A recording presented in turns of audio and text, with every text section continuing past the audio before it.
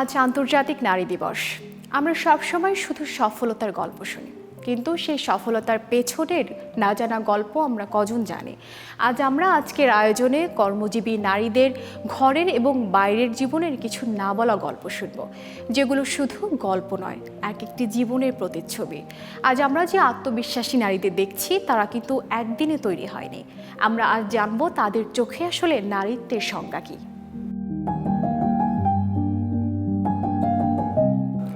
আমার কাছে নারী মানে মা, আমার কাছে নারী মানে স্বপ্ন, আমার কাছে নারী মানে যোদ্ধা, যিনি যে কোনো পরিস্থিতিতে নিজেকে মোকাবেলা করে সামনের দিকে এগিয়ে নিয়ে যেতে পারে। আর্ট আমার কাছে নারী মানে। আমার কাছে নারী মানে শুধু একটি শব্দ নয়, এটি একটি শক্তি, একটি আন্দোলন। আজকের পৃথিবীতে নারী শক্তি দিয়ে সামনের দিকে আমরা সবাই এগিয়ে যাচ্ছি। নারীরা শুধু পরিবারে নয়, সমাজে, অর্থনীতিতে এবং রাজনৈতিকভাবেও ভূমিকা পালন করছে। আমি যদি বলি নারী মানে কি, আমি নান্দনিকতার প্রতীক বলতে পারি বা শক্তির প্রতীক বলতে পারি। আমার কাছে নারী হচ্ছে সমস্ত সুন্দর সৃষ্টির একটি প্রতিমূর্তি। আমার কাছে নারী মানেই হলো আত্মশক্তি, যে শক্তিকে কাজে লাগিয়ে পুরো বিশ্বকে আরো সুন্দর করে তোলা যায়, সেই শক্তি হচ্ছে নারী। এক শব্দে বলা খুব কঠিন, তবে নারী হলো মানুষ, সবার মতোই মানুষ, তবে মানসিকভাবে একটু বেশি শক্তিশালী। আমার কাছে নারী মানে মমতা, ধৈর্য এবং সৃষ্টির উৎস বলতে আমি বুঝে থাকি। নারী মানে গভীর মমতাবোধ, শক্তি এবং অদম্য সাহস। আমার কাছে নারী বলতে মানব জাতির কল্যাণে আর কি, যে মেয়ে বা মহিলা সমাজ বা পরিবারের গুরুত্বপূর্ণ ভূমিকা পালন করে। আসলে নারী মানে এটা এক শব্দে বলা খুবই কঠিন, তারপরে যদি আমি বলবো নারী মানে নারী। ওই যে মানসিকতা, যে আমি চাইলে আমি যে কোনো কিছু করতে পারি, কোনো কিছু নিয়ে আটকে থাকতে হবে না। আমার সামনে যদি একসাথে 4-5টা কাজও আসে, আমি সেটাও করতে পারি। 4-5 ধরনের দায়িত্ব যদি আসে, আমি সেটাও পালন করতে পারি। এই মানসিক শক্তিটা আমার মনে হয় একটা নারীকে সবচেয়ে বেশি স্ট্রং করে। তার সাহস এবং তার মমতা দিয়ে সে পৃথিবী জয় করতে পারে। আমার চোখে নারীর সবচেয়ে বড় শক্তি হচ্ছে বিশ্বাস, আত্মমর্যাদা। নারীর সব থেকে বড় শক্তি হচ্ছে নারীরা অনেক সুন্দরভাবে ম্যানিপুলেট করতে পারে। তারা চাইলে যে কোনো কিছুকে খারাপের দিকেও নিয়ে যেতে পারে, আবার যে কোনো খারাপ কিছুকে তারা ম্যানিপুলেট করে ভালোর দিকেও নিয়ে যেতে পারে। আমার দৃষ্টিতে নারীর সবচেয়ে বড় শক্তি সে নারী, কারণ আমরা জানি একটা শিশু, সেও জন্মগ্রহণ করে একটি মায়ের গর্ভ থেকে। আমরা যত দিন সুন্দর হচ্ছে প্রকৃতিকেও আমরা নারীর সাথেই তুলনা করি। একজন নারীর মধ্যেই তার কর্মক্ষেত্র, তার পরিবার এবং সমাজকে সামনে এগিয়ে নিয়ে যাওয়ার মতো ক্ষমতা রাখে, এবং তার এই বহুমুখী শক্তি তাকে অনন্য করে তোলে।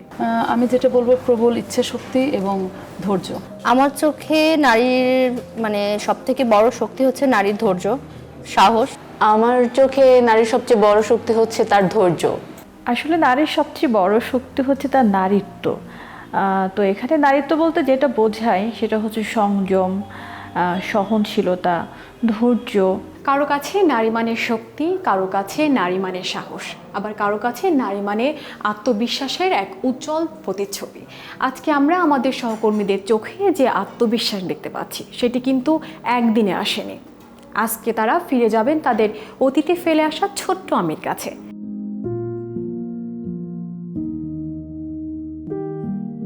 বলবো যে আশা রাখতে, অল্পতে ভেঙে না পড়তে, বিকজ ও তখন যেটা চাচ্ছিল সেটা ও হয়তো তখন পাচ্ছিল না ঠিকই, মানে ইমিডিয়েটলি না পেলেও ও কিছুদিন পরে বা কয়েক বছর পরেও ঠিকই পেয়েছে সেটা। আমার ছোট পরামর্শ হচ্ছে, কখনো নিজের স্বপ্নকে ছোট করে দেখা যাবে না, কখনো নিজেকে তুচ্ছ করে দেখা যাবে না। ভুল হবে, ভুল থেকে শিক্ষা গ্রহণ করে পজিটিভলি সামনের দিকে এগিয়ে নেওয়ার প্রবণতা থাকতে হবে। ছোটোবেলার সেই হাসি খুশি দিনগুলি আমার কাছে অনেক বেশি ভালো ছিল। ছোটোবেলাটাই আমার কাছে মনে হয় সব থেকে ভালো সময় আমি কাটিয়েছি, এবং সেই সময়টা যদি আবার উপভোগ করতে পারতাম আমার খুব ভালো লাগতো। আজকের প্রিয়াঙ্কা যদি 15 বছর আগের প্রিয়াঙ্কার সাথে দেখা করতে যায় বা দেখা করার সুযোগ পায়, তাহলে সেই প্রিয়াঙ্কাকে অনেক বড় একটা ধন্যবাদ জানাবে। হয়তো বলবো যে তখন নিজেকে শক্তিশালী ভেবেছিলাম, বা যতটুকু নিজের উপর আত্মবিশ্বাস ছিল সেটা যে আমি হয়তো আর একটু বেশি আত্মবিশ্বাস রাখতে পারি। আমি যদি আমার সেই ছোটকালের সেই ছোট জায়গাটাতে ফিরে যাই, অবশ্যই সেই সময় আমি আমাকে বলবো যে না, আরো মনোযোগী হতে হবে। আমার তখন ওইরকম ইচ্ছা শক্তি ছিল বলে আমি আজকে এত দূর আসতে পেরেছি, তো আমি হচ্ছে ওকে অ্যাপ্রিসিয়েট করব। আমি সেই 10 বছর আগের সন্ধ্যাকে আমি একটা ধন্যবাদ দিব।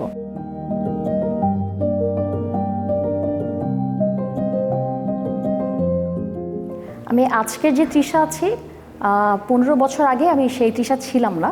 আজকে আমি নিউজ প্রেজেন্টারের চেয়ারে বসে যে তৃষাকে আমি দেখতে পাচ্ছি, অবশ্যই আমি এই তৃষাকে দেখে গর্ববোধ করি। এবং 15 বছর আগে সেই তৃষার, ছোট্ট তৃষার এই স্বপ্নটি ছিল না, কিন্তু তার স্বপ্ন ছিল বড় হওয়া, এবং সেই আকাশ ছোঁয়ার স্বপ্ন ছিল বলেই আজকে আমি নিউজ প্রেজেন্টারের এই চেয়ারে বসতে পেরেছি।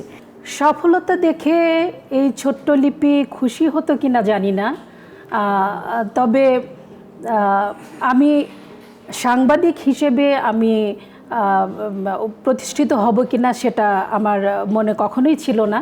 আমার ছোটোবেলা থেকে সবসময় মনে হতো আমি একজন আইনজীবী হব, যদি আইনজীবী হতে না পারি তাহলে একজন ব্যাংকার হব। 15 বছর আগের প্রিয়াঙ্কা এটা জানতো না যে সে একজন সংবাদ উপস্থাপিকা হয়ে উঠবেন, তবে সে জানতো সে কিছু একটা হবে। সে সমাজের বেঁধে দেওয়া সেই যে গণ্ডির মধ্যে সে থাকবে না। খুব অবিশ্বাস্য, বাট হ্যাঁ জানতো মানে চাইতো। আমরা যখন ক্লাস 7-এ পড়ি তখন ক্লাসের সব বান্ধবীদের ইয়েতে কারো ডাক্তার হব, কারো ইঞ্জিনিয়ার হব, কারো মডেল হব, কারো এ ধরনের ইয়ে ছিল। শুধুমাত্র আমারটাতে ছিল হচ্ছে স্পোর্টস রিপোর্টার। তো ওইটা নিয়েও স্পেশালি সে মেনশন করার কারণ হচ্ছে ওই পেজটাও ভাঁজ দিয়ে রেখেছিল। সে বলছে যে আমরা এটা নিয়ে খুব আলোচনা হচ্ছিল যে স্পোর্টস রিপোর্টার জিনিসটা কি। আর ওই সময় আমাকে বলছে যে তুই আসলে স্পোর্টস রিপোর্টার কিভাবে সম্ভব হলো। ছোটবেলা থেকেই সবার যেমন ইচ্ছা থাকে ডাক্তার হওয়ার, তেমনই ইচ্ছা ছিল, কিন্তু ভার্সিটিতে আসার পর নিজের চিন্তাভাবনা পাল্টে যায় এবং মনে হয় যে আমি একজন সাংবাদিক হব। তখন হয়তো বা আইডিয়া ছিল না যে এরকম কিছু একটা করতে পারবো, কারণ তখন মনের শখের বসেই বসে বসে কাজ করতাম, কিন্তু সেই জিনিসটা যে বাস্তবে এতটুকু পর্যন্ত আসতে পারবো সেই জিনিসটা আসলে আমার কাছে অনেক বড় একটা পাওয়া। না, ছোটবেলায় হয়তো বা এটা জানা মানে এটা কখনো মনে হয়নি যে আমি একজন নিউজ প্রেজেন্টার হব, বাট একটা কিছু করব, এটা জানতাম। সফলতার দিকে এগিয়ে যাবে এটা জানতো, কিন্তু আইটি এক্সিকিউটিভ হিসেবে কাজ করবে এটা জানতো না। কারোর কণ্ঠে নস্টালজিয়া, আবার কারোর চোখে জয়ের স্বপ্ন। ছোটবেলায় সেই মেয়েটি হয়তো জানতোই না সে এত বড় দায়িত্ব সামলাবে। তবে এই জয়ের পথ বা সাফল্য খুব একটা সহজ ছিল না। অফিসের চেয়ারে বসার আগে তাদের সকালে সামলাতে হয় অনেক না বলা আরও চ্যালেঞ্জ।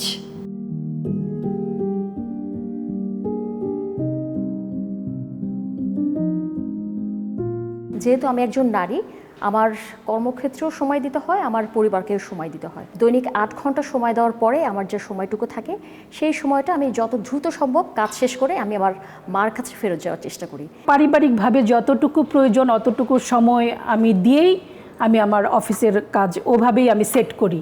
আমি আমার পরিবার থেকে একটা দারুণ সাপোর্ট পাই। যেমন আমি যদি কোনো সময় খুব বেশি ব্যস্ত হয়ে উঠি, আমার হাজব্যান্ড এত সুন্দর করে বাকি বিষয়গুলো ম্যানেজ করে রাখেন, আমাকে দুশ্চিন্তায় ভুগতে হয় না যে আমাকে আবার গিয়ে আমার পরিবারের যে সময়টা আমি দিতে পারিনি ও সেটা ব্যালেন্স করে দেয়। যখন আমি যে কাজটা করছি তখন আমি পূর্ণ মনোযোগে সে কাজটাই করছি। যখন আমি আমার সন্তানকে সময় দিচ্ছি তখন আমি সন্তানকে তার যতটুকু দরকার, যা দরকার, যেভাবে দরকার সেটা যেমন সময় দিচ্ছি, তেমনি যখন আমার কাজের মধ্যে আমি আছি তখন আমি আসলে পুরোটাই কনসেন্ট্রেশন কাজকে দেওয়ার চেষ্টা করছি। আমি একটা ডেইলি রুটিন মেনটেন করি, সেখানে আমার অফিসিয়ালি কাজ থেকে শুরু করে আমার ব্যক্তিগত কাজ সবগুলোই ডেইলি রুটিনটাতে লেখা থাকে। ওয়ার্ক লাইফ বলতে হচ্ছে পার্সোনাল লাইফ আর ওয়ার্ক লাইফটা আসলে দুইটা মেনটেন করা একটু টাফ, কারণ দিনের অর্ধেক ভাগ হচ্ছে আমাকে এখানে দিতে হচ্ছে, অর্ধেক ভাগ হচ্ছে আমাকে আমার ফ্রেন্ড, আমার ফ্যামিলির সাথে কাটাতে হচ্ছে। আমি কখনো হচ্ছে মানে আমার পার্সোনাল লাইফ একান্তই ব্যক্তিগত, এটা আসলেই পার্সোনাল, এটার সাথে আমি কখনো ওয়ার্ক লাইফটাকে গুলায় ফেলি না। Work life personal life balance করার ক্ষেত্রে আসলে তেমন কিছুই করি না। আমার কলিগস যারা আছে ওরা যথেষ্ট সাপোর্টিভ, অ্যান্ড আমার ফ্যামিলি যেটা আছে তারা অনেক সাপোর্টিভ। মাঝে মধ্যে আমার এখানে দেখা যাচ্ছে যে অনেক রাত পর্যন্ত কাজ করা লাগছে, সেক্ষেত্রে আমার ফ্যামিলি অনেক দিক থেকে কম্প্রোমাইজ করছে আমার জন্য। আবার যখন আমার কোনো ফ্যামিলি এমার্জেন্সি থাকে তখন দেখা যায় আমার কলিগসরা আমাকে সেই ক্ষেত্রে হয়তো বা ব্যাকআপ দিয়ে দিচ্ছে। প্রাপ্তি যখন আমাদের আত্মবিশ্বাস দেয়, ঠিক তখনই স্বপ্ন আমাদের পথ দেখায়। আজকের এই সফল নারীটি কিন্তু এখানেই থেমে নেই, তার চোখে এখনও বাকি এক আকাশ সমান স্বপ্নের। আগামী 5 বছর পর তিনি নিজেকে ঠিক কোন উচ্চতায় দেখতে চান, কিংবা ব্যক্তিগত সাফল্যের ঊর্ধ্বে উঠে আগামী প্রজন্মের কথা কখনো কি ভেবে দেখেছি? চলুন জেনে নিই আগামী সেই পরিকল্পনার কথা।